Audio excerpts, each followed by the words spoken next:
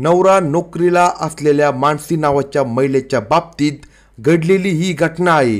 नवरा नोकरीला गेल्यानंतर विरंगुळा म्हणून तिने बाजूलाच राहत असलेल्या पुतण्याचा सहारा घेतला। पुतण्याने कॉलेजचे शिक्षण नुकतेच पूर्ण केले होते, त्यामुळे तो तारुण्यात दिसत होता। त्याला मानसीने जवळ केले। मानसीच्या मनात जे काही होते ते तिलाच माहिती होते। त्यानुसार पुतण्या असल्यामुळे त्याच्याही मनात काही आले नाही। काही काळातच मानसीच्या मनातील इच्छा त्याच्या लक्षात आली आणि तोही प्रतिसाद देऊ लागला। पुतण्याची पहिलीच वेळ होती। मानसीने दुपारच्या वेळेला त्याला घरात घेतले आणि काही वेळातच दोघांमध्ये संबंधाला सुरुवात झाली। 2 तासामध्ये पुतण्या अचानक बेशुद्ध पडला। पुढे काय झाले याची सविस्तर माहिती आपण या व्हिडिओमध्ये घेणार आहोत। जर तुम्ही चॅनलवर नवीन असाल तर कलम 302 या मराठी चॅनलला लगेच सबस्क्राईब करा। लातूर शहरामध्ये महेश नावाचा शिक्षक त्याची बायको मानसी बरोबर राहत होता। गेल्या काही वर्षापूर्वी त्याचे लग्न झाले होते। लग्न झाल्यानंतर त्याला मुलगा आणि मुलगी झाले। दोघांचा संसाराचा गाडा चांगल्या प्रकारे चालू होता। लातूर शहरापासून काही अंतरावरच महेश हा शाळेवर नोकरी करत होता, त्यामुळे रोज सकाळी 8च्या सुमारास तो ड्युटीवर जायचा। त्यावेळी बायको मानसी ही त्याला सकाळी डबा करून द्यायची। त्यानंतर दोघांची भेट डायरेक्ट संध्याकाळीच व्हायची। त्यानंतर मानसीचा मुलगा मुलगी दोघेही शाळेत जायचे। त्या दोघांची शाळा ही दुपारी 12:30 वाजण्याच्या सुमारास भरायची। घरापर्यंत स्कूल बस यायची आणि दोन्ही मुलांना घेऊन जायची। आता घरी मानसी ही एकटीच असायची। सकाळचे कामे करून ती घरामध्ये एकटी थांबायची। मानसीच्या घराच्या बाजूला तिची जाऊ राहत होती, पण गेल्या काही वर्षापूर्वी तिचा मृत्यू झाला होता। त्यामुळे घरामध्ये पुतण्या पंकज आणि त्याचे वडील हे दोघे राहत होते। मोठ्या मुलीचे लग्न झाले होते, त्यामुळे ती तिच्या सासरी राहत होती। मानसी आणि पंकज यांच्या घराच्या मध्ये एक भिंत होती। त्या भिंतीला सुद्धा दोघांच्या घरात जाण्या येण्यासाठी एक दरवाजा होता, त्यामुळे दोन्ही घरातील वस्तूंची देवाणघेवाण व्हायची। पंकज याच्या घराच्या बाजूला जरी चुलती राहत असली तरी पंकज यांच्याकडे स्वयंपाक करायला एक महिला येत होती। ती दोन्ही वेळचे जेवण करून निघून जायची। त्यानंतर पंकज याचे वडील हे कामाच्या ठिकाणी जायचे, त्यामुळे पंकज हा कॉलेजमधून घरी आला की एकटा थांबायचा। त्याचेही कॉलेजचे शिक्षण पूर्ण होत आले होते, त्यामुळे काही दिवसातच तो नोकरीचा शोध घेणार होता।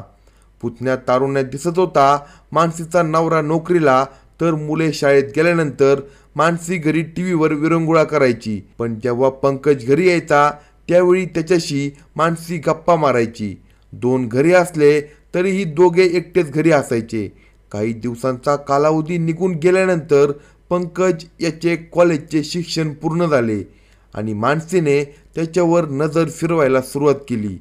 नवरा असला तरी मानसीच्या मनात पंकज घर करू लागला होता। दुपारच्या वेळेला दोघेही एकत्र जेवण करू लागले। जी भावना मानसीच्या मनात होती तीच भावना पंकज याच्या मनात निर्माण व्हायला लागली होती। गेल्या काही दिवसापासून मानसी खूपच वेगळ्या नजरेने पंकज याच्याकडे पाहत होती। दोघांच्या नजरा एकमेकांना भेटू लागल्या आणि एक दिवस दुपारच्या वेळेला पंकज हा घरी आला। त्यावेळी मानसीने त्याला भेटायला बोलवले। त्याच वेळी मानसीने तिच्या मनात जे काही होते ते पंकज याला बोलून दाखवले। पंकज याच्या सर्व गोष्टी अगोदर लक्षात आल्या होत्या, त्यामुळे पंकज याने मानसीला होकार दिला आणि काही वेळातच मानसी आणि पंकज यांच्यामध्ये शरीर संबंध सुरू झाले। दुपारची वेळ होती।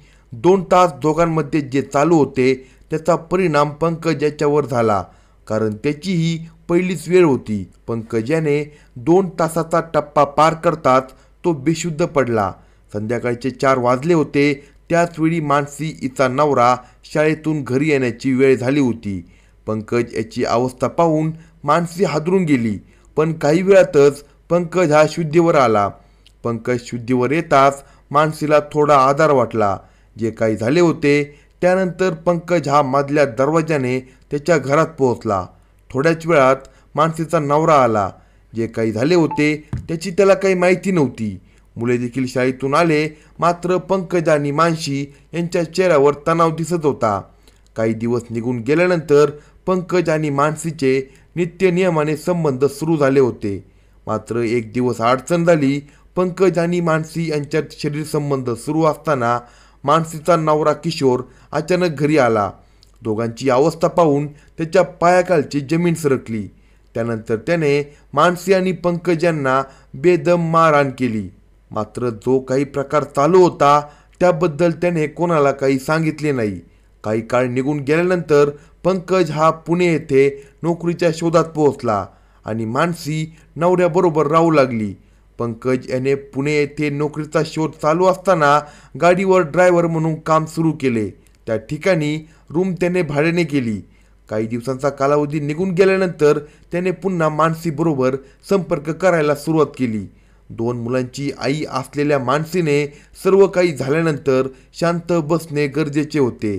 पण मानसी मात्र शांत बसली नाही. ती सुद्धा पंकज याच्याबरोबर संपर्कात राहू लागली. काही दिवसांचा कालावधी निघून गेल्यानंतर पंकज याने मानसीला तू माझ्याबरोबर पुणे येथे राहायला येते का असे विचारले. तेव्हा मानसीने होकार दिला. मानसीने होकार दिल्यानंतर पंकज हा मध्यरात्रीच्या सुमारास घरी आला. येताना तो गाडी घेऊन आला. मानसीला सर्व काही सामान घेऊन बाहेर येण्यास सांगितले. घरात नवरा आणि मुले झोपल्यानंतर मानसी मध्यरात्रीच्या सुमारास घरातून बाहेर पडली आणि पंकज व मानसी हे दोघेही गाडीने पुणे येथे आले. पंकज याने एक रूम भाड्याने गेली होती. गावाकडे मोठा बंगला सोडून मानसी एका रूममध्ये राहण्यासाठी आली होती. सकाळ झाली त्यावेळी मानसी घरात दिसून आली नाही. त्यावेळी नवरा हादरून गेला. मुले उठले होते.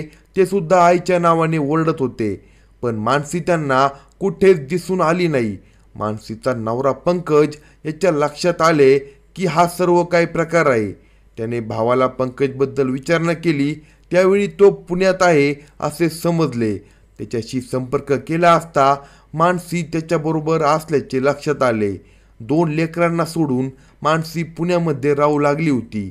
4 ते 5 दिवस तिथे राहिल्यानंतर परिस्थितीची तिला जाणीव झाली आणि महेश याला फोन करून मी वापस येत असल्याचे तिने सांगितले. जेव्हा मानसी नवऱ्याच्या घरी परत आली त्यावेळी नवऱ्याने तिला घरात घेण्यास विरोध केला.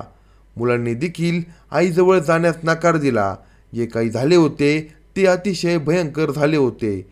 नवरा महेश याने मानसी जे सामान घेऊन आली होती त्या सामानासह तिला तिच्या माहेरी सोडून दिले. जो काही प्रकार झाला होता त्याची सर्वत्र माहिती झाली होती. त्यामुळे मानसीचे आईवडील देखील काही बोलले नाही. काही काळ निघून गेल्यानंतर मानसी मामाकडे राहायला गेली. त्यानंतर तिने खूप वेळा नवरा महेश याला मला राहायला यायचे आहे असे सांगितले. पण महेश याने तिच्या एकाही प्रश्नाला उत्तर दिले नाही. काही दिवसातच महेश याने दुसरे लग्न केले. मानसीचे 2 मुले होते. ते दोन्ही मुले आता महेश याच्या दुसऱ्या बायकोबरोबर राहत आहे. जी काही भावना मानसीच्या मनात होती त्या एका भावनेमुळे तिचा संसार मोडला. त्यामुळे आपण जीवनात कसे जगतो यावर भरपूर काही अवलंबून आहे. अशाच नवनवीन क्राईम स्टोरी ऐकण्यासाठी कलम 302 या मराठी चॅनलला सबस्क्राईब करा आणि आपल्या प्रतिक्रिया कमेंट बॉक्समध्ये कळवा.